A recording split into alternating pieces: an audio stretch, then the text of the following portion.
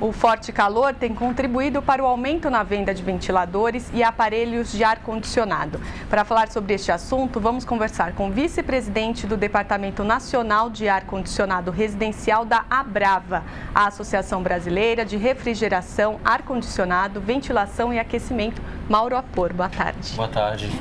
Mauro, é possível fazer uma previsão do quanto esse mercado vai crescer esse ano com esse calorão que está rolando aí? Olha, ainda é muito cedo para nós falarmos sobre o crescimento do ano de 2014, mas nós podemos afirmar que o mercado cresceu bastante. A demanda, pelo calor exagerado que nós temos passado, tem aumentado bastante. Só para a gente ter uma ideia, de agosto a janeiro desse ano passado que nós estamos... De agosto de 2013 a janeiro agora. Isso, comparado com o mesmo período do ano anterior, o mercado cresceu 18%, ou seja, um número bastante expressivo. A procura está muito alta. Um crescimento 8 vezes maior do que o PIB. Com certeza, com certeza. É expressivo, é fantástico quanto tem crescido esse segmento de ar-condicionado no Brasil. Agora, qual é a comparação de 2012 para o ano passado? O mercado do ano de 2012 para o ano passado cresceu da ordem de 23%, mas entendemos que é um mercado ainda pouco saturado. A penetração de ar-condicionado nos lares brasileiros ainda é muito baixa, então temos um potencial muito grande para adentrar nesse segmento. Agora, houve um aumento nesses primeiros meses do ano, agora janeiro e fevereiro, já dá para fazer um balanço? É possível. Por conta desse forte calor nunca visto na cidade. Os números da Abrava, eles são oficiais dos importadores e fabricantes de condicionadores de ar, ou seja, nós não medimos o que a revenda comercializa ao consumidor final. De qualquer forma, o janeiro deste ano, 2014, comparado com o janeiro de 2013, foi um crescimento de quase 9%. Então é um crescimento bastante grande. Não há estoque para a indústria, ou seja, se a revenda quiser mais produtos, não há disponibilidade imediata, e sim o que foi planejado para a alta temporada, ou seja, de agosto a setembro é o que nós temos para entregar por agora. Porque o que a gente vê nos mercados, nas lojas, é isso, poucos aparelhos, aparelhos mais caros do que em outras épocas, né? O fato de termos aparelhos mais caros, na verdade, justifica por um outro motivo também. Nós temos condicionadores de ar com novas tecnologias que são disponibilizados no mercado, especialmente aqueles que têm tecnologia inverter, que são equipamentos que economizam energia comparado com condicionadores convencionais. Inclusive aqueles aparelhos do tipo janela, que nós conhecemos tradicionalmente, que faz o recorte na parede, né? Então, são equipamentos mais modernos, mais silenciosos, mais eficientes. Então, não houve um aumento no preço por conta da procura? Não acreditamos, pelo menos do lado da indústria, não houve nenhum tipo de aumento nesse sentido. Aliás, acho que até o contrário, né, Mauro? Nos últimos anos, há 10 anos, ter um aparelho de ar-condicionado em casa era algo que denotava luxo. Nos últimos anos, hoje você compra um aparelho split de ar-condicionado por menos de R$1.000. Com certeza. São diversos fatores que tornaram o equipamento mais popular. Um deles é a acessibilidade, ou seja, o produto tem um preço mais acessível, né? De fato... Como é que isso foi possível? A tecnologia, o barateamento de custo, como é que isso se tornou possível? Barreiras que vetam a importação de produtos de qualidade duvidosa?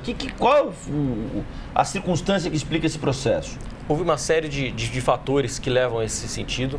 Um deles é a maior penetração do condicionador de ar no canal do varejo, ou seja, uma possibilidade maior de financiamento do equipamento. O produto está mais popular, você encontra mais facilmente em lojas ao público consumidor, não apenas na loja especializada de ar-condicionado.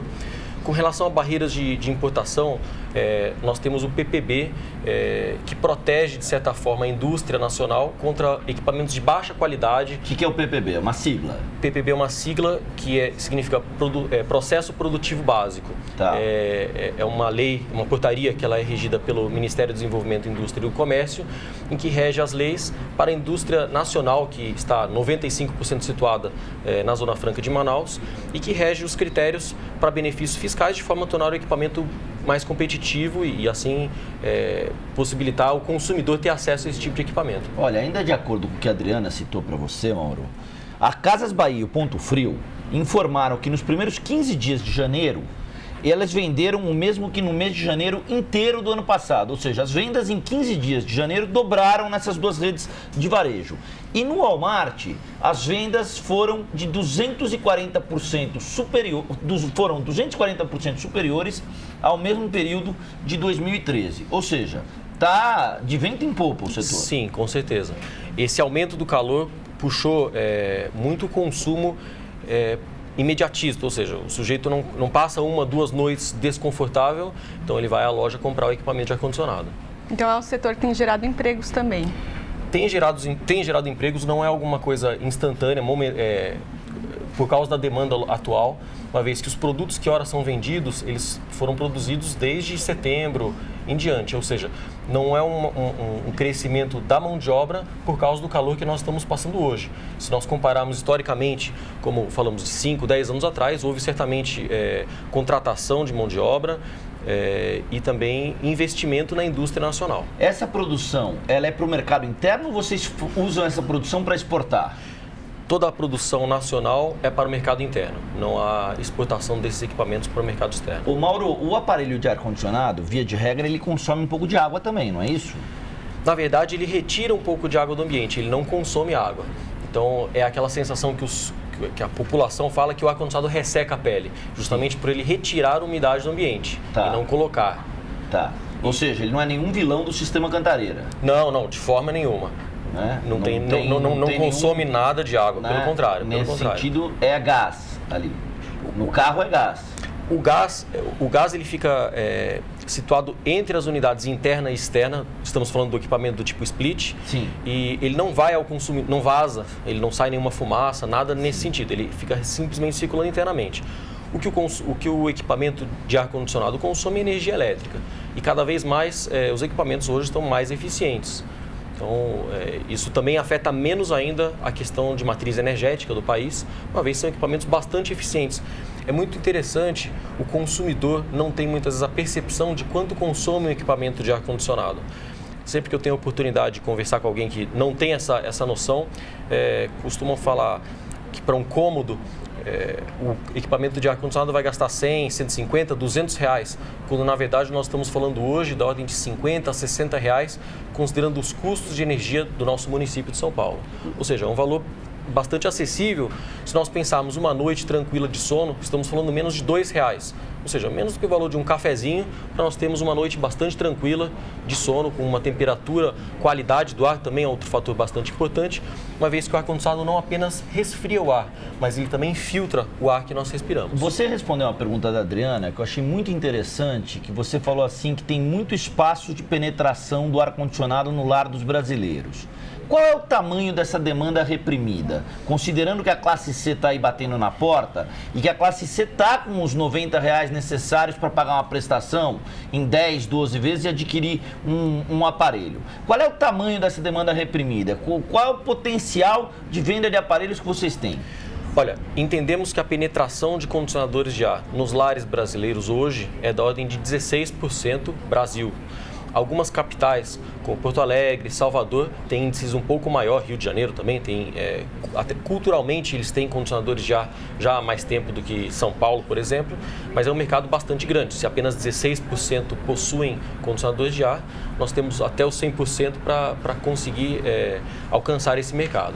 Mas o teto não chegaria a 100% porque a gente tem zonas de pobreza e tudo mais. Vocês trabalham com que coeficiente? Daqui 5 anos nós vamos ter 30% dos lares brasileiros com ar-condicionado. É difícil mensurar, mas acreditamos que com certeza dobra. Com certeza dobra. Em 5 anos? Possivelmente menos do que isso. A gente tem uns gráficos da associação de vocês. Esses gráficos mostram o crescimento vertiginoso, né? O gráfico em azul, essa barra em azul, ela mostra que foram 670 mil aparelhos de janela e que depois esse número saltou para 769 mil. E a gente tem esse gráfico de curva que mostra um crescimento realmente exponencial dessa indústria, muito acima do PIB nos últimos 4 anos. É isso, né, Mauro? É isso mesmo. Os dados da Brava são os dados mais confiáveis que nós temos hoje. É a associação mais representativa do setor de ar-condicionado no Brasil e é esse número que é dito como oficial para o mercado brasileiro. Para a gente finalizar, ar-condicionado chinês. Todo mundo está preocupado com o produto chinês. A Associação Brasileira das Empresas da Abimac, por exemplo, com cortadores de grama. O ar-condicionado chinês, algum problema nele? A gente tem concorrência predatória nesse setor? É com muito cuidado que a gente fala sobre a produção chinesa. A China hoje é uma grande potência e não é porque o equipamento vem da China ou o seu componente é fabricado na China que ele seja de baixa qualidade. Eu costumo falar que nós associamos o produto chinês ao tal do Xing Ling, aquele produto frágil, aquele produto de baixa qualidade, porque nós queremos pagar pouco. Então, não necessariamente o produto da China é um produto ruim, pelo contrário. Muitas das indústrias nacionais consomem alguns componentes que não existem no Brasil e são produzidos pela China, e não tem problema algum. Legal. Obrigado ao Mauro Apor. A gente agradece pela entrevista, estamos à disposição para falar mais sobre esse setor, sobre essa representatividade, inclusive no que diz respeito à abertura de fábricas, investimentos e empregos. Ok, estamos à disposição. Tá? Obrigado.